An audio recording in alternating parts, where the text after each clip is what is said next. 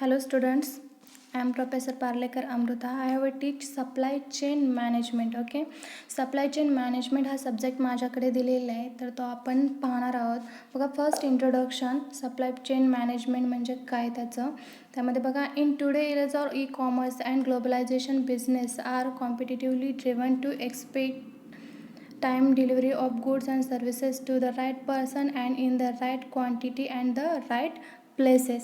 तर supply chain management म्हणजे काय की जे सप्लायर असतात, जे सप्लायरपासून ते कस्टमरपर्यंत जे काही सप्लाय केलं जातं, जे काही प्रोडक्शन असतं, जे सप्लाय केलं जातं, म्हणजे जे रॉ मटेरियल असेल, त्याचं फिनिश्ड गुड्स असतील किंवा जे फायनल प्रोडक्ट तयार होतं ते कस्टमरपर्यंत पोहोचेपर्यंत ज्या काही ॲक्टिव्हिटीज होतात, ज्या काही स्टेप्स असतात त्या मॅनेज करणं म्हणजे काय, तर सप्लाय चेन मॅनेजमेंट आहे. सप्लाय चेन म्हणजे काय की जे सप्लायर असतात, म्हणजे जे रॉ मटेरियल कंपनीला प्रोव्हाइड करत असतात, ऑर्गनायझेशनला प्रोव्हाइड करत असतात प्रोडक्शनसाठी किंवा मॅन्युफॅक्चरिंगसाठी, त्यापासून ते जे फायनल प्रोडक्ट तयार होईपर्यंत आणि ते कस्टमरपर्यंत पोहोचेपर्यंत जे काही ॲक्टिव्हिटी असतात त्याला काय म्हटलं जातं, तर सप्लाय चेन मॅनेजमेंट. इंट्रोडक्शन पार्टमध्ये ते सांगितलेलं आहे.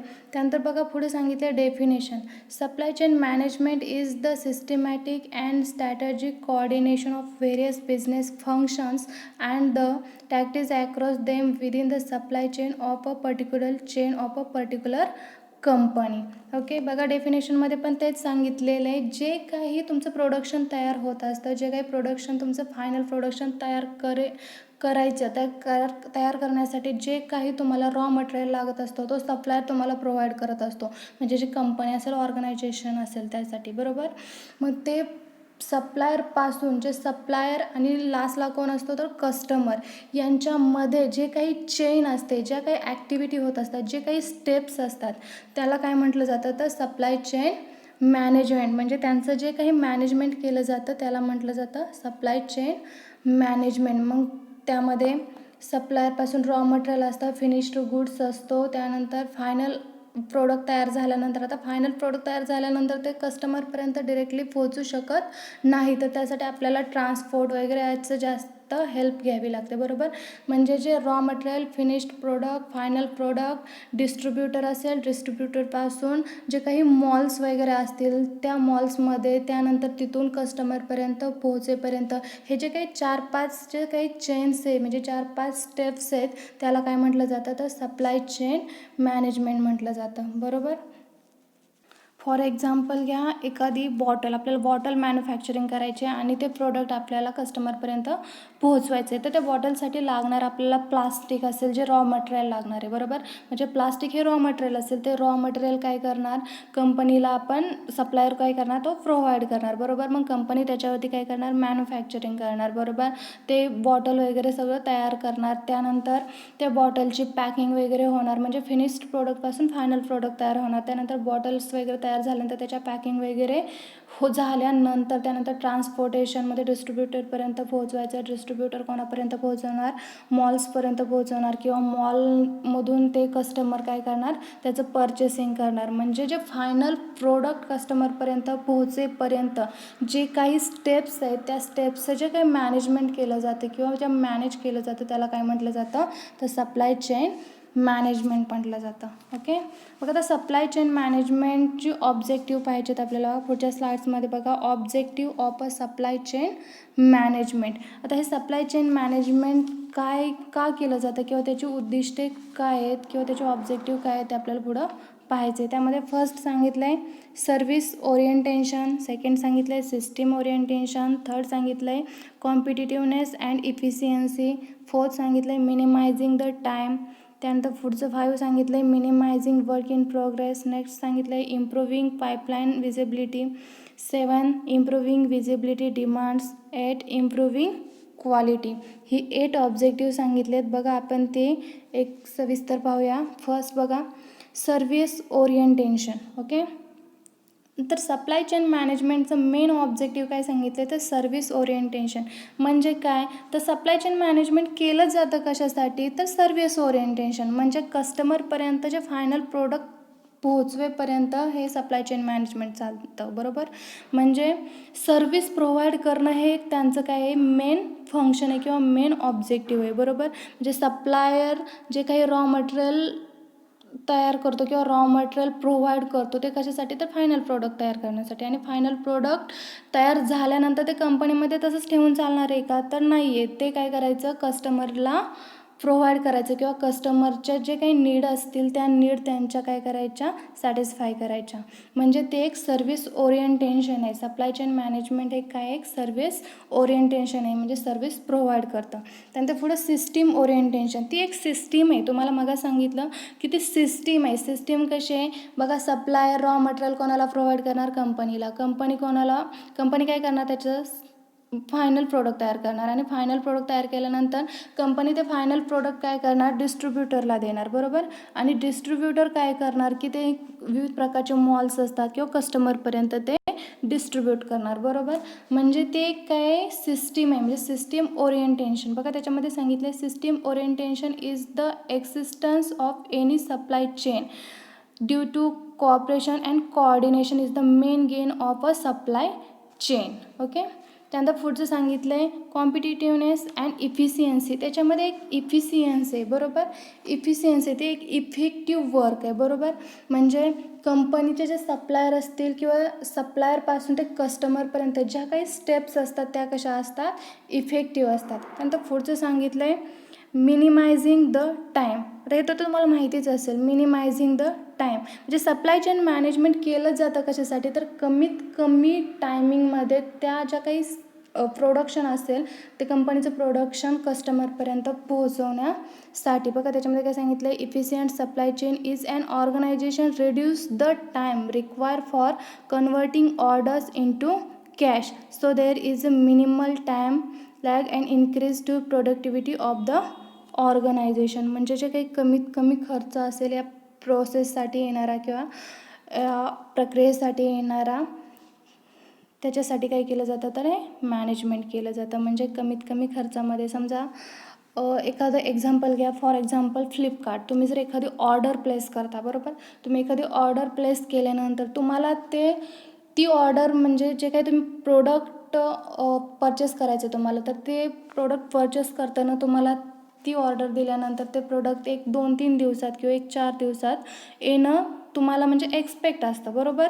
मग त्या अँगलने तुम्ही काय करत असता, ऑर्डर प्लेस करत असता. ती जर 15 दिवसांनी आली तर तुम्ही सॅटिस्फाय असणार आहे का, नाही. सो कमीत कमी वेळेमध्ये ते प्रोडक्ट तुमच्यापर्यंत कसं पोहोचेल ह्याचं मॅनेजमेंट कुठे केलं जातं, तर सप्लाय चेन मॅनेजमेंटमध्ये केलं जातं. ओके. म्हणजे जे फ्लिपकार्टवरून तुम्ही ऑर्डर प्लेस करता किंवा ऑर्डर देता ते तुम्हाला 1-2-3 दिवसात त्या लगेच मिळून जातात. हे कशामुळं पॉसिबल होतं, तर सप्लाय चेन मॅनेजमेंटमुळं. त्यांची एक मोठी चेन आहे, बरोबर, फ्लिपकार्टची. त्यानंतर पुढे काय सांगितलं आहे, minimizing work in progress. Okay. म्हणजे याच्यामध्ये काय सांगितलं आहे, तर supply chain minimizes total work in process in supply chain. Okay. म्हणजे काय, ह्या प्रक्रियेसाठी जे काही लागणारा वेळ आहे तो काय होतो, तर कमी होतो. वर्क इन प्रोसेसमध्ये असल्यामुळं काय होतं, तर हे कमी होतं.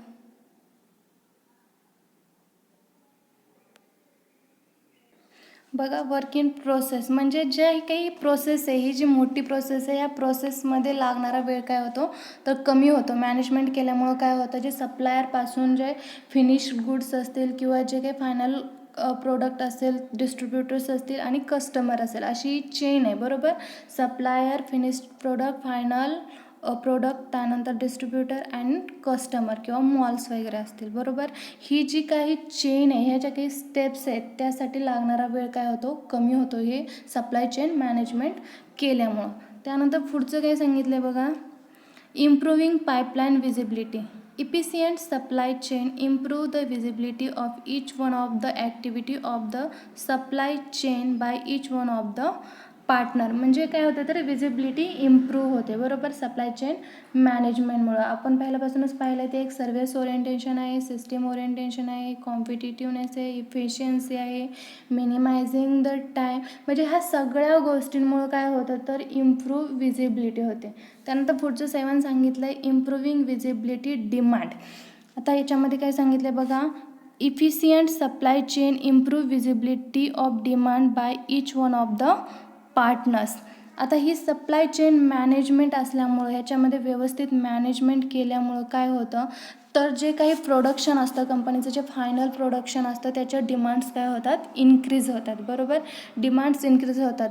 साहजिक एक जर एखादं फायनल कंपनीचं प्रोडक्शन व्यवस्थित असेल, इफिशियंट असेल, म्हणजे एकदम इफेक्टिव्ह असेल, तर काय होणार आहे, त्या फायनल प्रोडक्टसाठी डिमांड काय होणार आहे, ऑलरेडी वाढणार आहे. बरोबर, तुम्ही फ्लिपकार्ट पाहता किंवा अमेझॉन वगैरे पाहता, तर याला आजकाल काय आहे, जास्त स्कोप आहे. बरोबर, कशामुळं, तर त्यांचं जे प्रोडक्शन असेल, त्यांनी जे काही सर्विस प्रोव्हाइड करतात, त्या सर्विस कशा मिळतात की फास्टली मिळतात. बरोबर, एक तुम्ही डिलिव्हरी पास केली की 1-2-3 दिवसात तुम्हाला सर्विस काय होतात, त्या मिळून जातात. म्हणून काय आहे, तर अमेझॉन आणि फ्लिपकार्ट हे जे काय आहे फास्ट प्रोसेस आहे.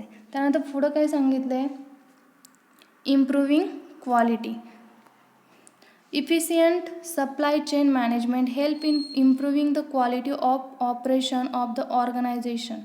Okay, त्यानंतर total quantity management has become a major commitment throughout all facets of industry. Overall commitment to total quality management is one of the major commitment throughout all fact industry. Okay, बघा याच्यामध्ये काय सांगितलं आहे, तर ह्या सगळ्या गोष्टींमुळं क्वालिटी मेंटेन होते. बरोबर, टोटल क्वालिटी मॅनेजमेंट असतं, तुम्हाला माहितीच असेल. तर याच्यामुळे क्वांटिटी मेंटेन राहिली जाते. ओके, म्हणजे सप्लायरपासून कस्टमरपर्यंत ज्या काही सर्विस जात असतात त्या इफेक्टिवली जात असतात. बरोबर, त्याच्यामध्ये काही क्वालिटी वगैरे कमी जास्त व्हायचा संबंध येत नाही. जे फायनल प्रोडक्ट तयार झाल्यापासून ते पॅकिंग केलेलं असतं, ते डिस्ट्रीब्यूटपर्यंत पोहोचवलं जातं, ट्रान्सपोर्ट वगैरे असेल किंवा एखाद्या कस्टमरला ते सर्विस फास्टली पाहिजे असेल, तर विविध प्रकारच्या, म्हणजे एक त्या प्रोडक्टच्या नेचरवरून, बरोबर, प्रोडक्टच्या नेचरवरून काय केलं जातं, तर सर्विस प्रोव्हाइड केल्या जातात. आता प्रत्येक वेळेस सप्लाय चेन मॅनेजमेंट जे असते ती सेमच असेल असं नसतं. म्हणजे जी काही प्रत्येकाच्या प्रोडक्टनुसार ते काय असतं, वेगवेगळं असतं. त्या प्रोडक्टच्या सर्विसनुसार ते काय असतं, वेगवेगळं असतं. बरोबर, यालाच काय म्हटलं जातं, सप्लाय चेन मॅनेजमेंट. म्हणजे एक लक्षात ठेवा, सप्लाय चेन मॅनेजमेंट म्हणजे काय, तर जे सप्लायर असतात, सप्लायरपासून ते कस्टमरपर्यंत